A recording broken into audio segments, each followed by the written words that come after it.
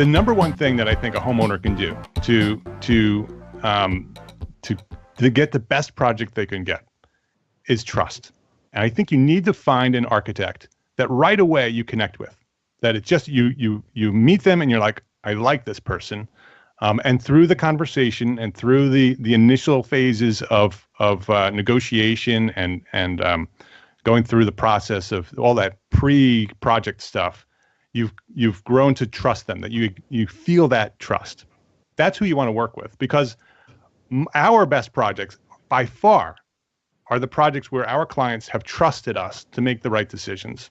That they don't always understand it, but they trust that we're going in the right direction. That we do all of that initial upfront work to learn who they are and to learn about their likes and their dislikes, their tastes and their styles. We go through a very long pre-design period to learn about who these people are. So we know a lot about them before we start designing.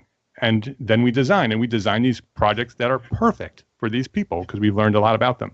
And the clients that trust that process and are open about the budget, they share their real budget. They don't share the budget that they think that, the architect's going to go over anyway, so I'm only going to tell them about half the money that I really have. Mm-hmm. And then halfway through the project, the budget goes up and the project isn't what it could have been because they didn't trust us. The clients that say, okay, here's my real budget. Here's what I want to do. And let's do this. And we work together as a team and we trust. Those projects by far become our best projects, and they're the happiest clients that recommend us to the next client. Alternatively, the people who don't trust us and sort of hide the real budget, question every decision we make, those projects fall apart and ultimately are terrible projects because they're not what they could have been. And so I think that one thing of finding somebody that you really click with and you're open with and trust them, your project will come out much better. The purpose is to change the world. The purpose is to change the culture of the profession. And I think when I say change the world, that sounds really big and grand. And people say, well, yeah, they roll their eyes and you change the world.